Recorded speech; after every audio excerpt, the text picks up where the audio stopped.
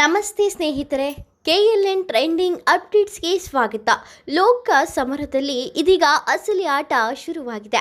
HD Kumaraswamy ಅವರು ಪ್ರಚಾರದ ವೇಳೆ ತಮ್ಮದೇ ತಾಟಿಯಲ್ಲಿ ಕಾಂಗ್ರೆಸ್ನ ಗ್ಯಾರಂಟಿಗಳು ಏನೆಲ್ಲ ಅನರ್ಥ ಮಾಡ್ತಾ ಇದೆ ಅಂತ ಜನರಿಗೆ ತಿಳಿಸೋ ಬರದಲ್ಲಿ ಮಹಿಳೆಯರ ಕುರಿತು ನೀಡಿದ ಹೇಳಿಕೆಯೊಂದು ವಿವಾದಕ್ಕೆ ತಿರುಗಿದೆ.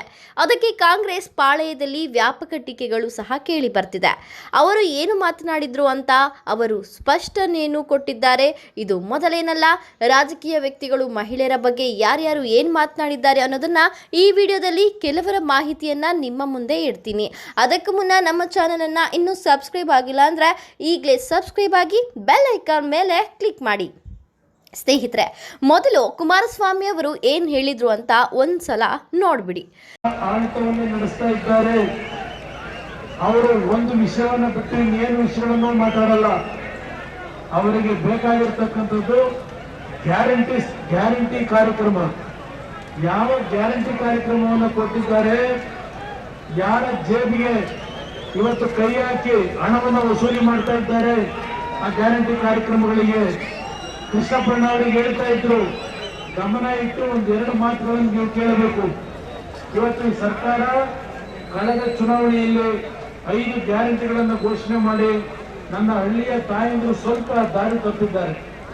ಅವರ ಬದುಕೇನಾಗುತ್ತೆ ಅನ್ನೋದನ್ನ ಯೋಚನೆ ಮಾಡಬೇಕಾಗಿದೆ. ನಿಮ್ಮ ಕುಟುಂಬದ ಬದುಕೇನಾಗಬೇಕು ಯೋಚನೆ ಮಾಡಬೇಕಾಗಿದೆ. ನೋಡಿದ್ರಲ್ಲ, ಅವರು ಮಾತಿನ ಬರದಲ್ಲಿ ಹೇಳಿದ್ದು ಮಹಿಳೆಯರನ್ನು ಮೊದಲು ತಾಯಂದಿರು ಅಂತ ಸಂಬೋಧನೆ ಮಾಡಿ ಗ್ಯಾರಂಟಿ ಬಗ್ಗೆ ಮನವರಿಕೆ ಮಾಡಲು ಹೊರಟಿದ್ರು. ಇದು ಈಗ ವ್ಯಾಪಕ ಟೀಕೆಗಳಿಗೆ ಗುರಿಯಾಗಿದೆ. ಇದಕ್ಕೆ ಕುಮಾರಸ್ವಾಮಿಯವರು ಸಹ ಮಹಿಳೆಯರಿಗೆ ನಾನು ಗ್ಯಾರಂಟಿಗಳು ನಿಮಗೆ ದಾರಿ ತಪ್ಪಿಸುತ್ತಿದೆ ಎಂದು ಹೇಳಿದ್ದೇನೆ, ಅವರಿಗೆ ಯಾವ ರೀತಿಯಲ್ಲೂ ಅಪಮಾನ ಮಾಡಿಲ್ಲ, ಇದರಿಂದ ಅವರಿಗೆ ನೋವಾಗಿದ್ರೆ ವಿಷಾದ ವ್ಯಕ್ತಪಡಿಸುತ್ತೇನೆ ಅಂತ ಹೇಳಿದ್ದಾರೆ. ಇದನ್ನ ಕಾಂಗ್ರೆಸ್ನವರು ಚುನಾವಣಾ ಅಸ್ತ್ರವಾಗಿ ಬಳಕೆ ಮಾಡಿಕೊಳ್ತಿದ್ದಾರೆ. ಕಾಂಗ್ರೆಸ್ ಮಹಿಳಾ ಕಾರ್ಯಕರ್ತರಿಂದ ಪ್ರತಿಭಟನೆಯನ್ನು ಸಹ ಮಾಡ್ತಿದ್ದಾರೆ. ಆದರೆ ಇದಕ್ಕೂ ಮುಂಚೆ ಕಾಂಗ್ರೆಸ್ ಪಕ್ಷದವರೇ ಮಹಿಳೆಯರ ಬಗ್ಗೆ ತುಚ್ಛವಾಗಿ ಮಾತನಾಡಿದ್ರು. ಸುಪ್ರಿಯಾ ಶ್ರೀನಾಟಿ ಅನ್ನೋ ಕಾಂಗ್ರೆಸ್ ಮುಖಂಡೆ ತಮ್ಮ ಫೇಸ್ಬುಕ್ ಪೋಸ್ಟ್ನಲ್ಲಿ ನಟಿ ಕಂಗನಾ ರಾಣಾವತ್ರನ್ನ ಕುರಿತು ಹೇಳೋದಕ್ಕೂ ಅಸಹ್ಯವಾಗೋ ರೀತಿ ಪದವನ್ನ ಬರೆದು ಫೇಸ್ಬುಕ್ನಲ್ಲಿ ಪೋಸ್ಟ್ ಮಾಡಿದ್ರು. ನಂತರ ಈ ಬಗ್ಗೆ ಭಾರೀ ಟೀಕೆಗಳು ವ್ಯಕ್ತವಾಗುತ್ತಿದ್ದಂತೆ ಅದು ನಾನು ಮಾಡಿದ್ದಲ್ಲ, ಬೇರೆ ಯಾರೋ ಮಾಡ್ತಿರೋದು ಅಂತ ನುಣುಚಿಕೊಂಡ್ರು.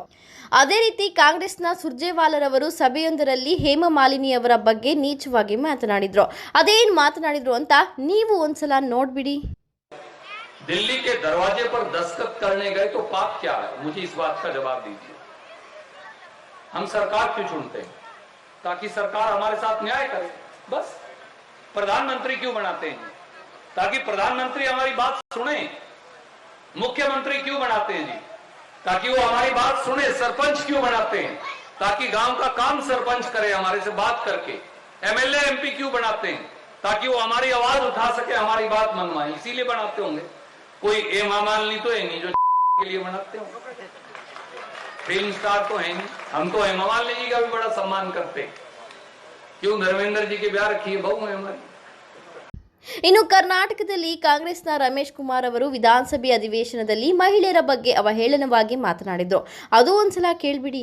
There is a saying, when rape is acceptable, lie down and enjoy it.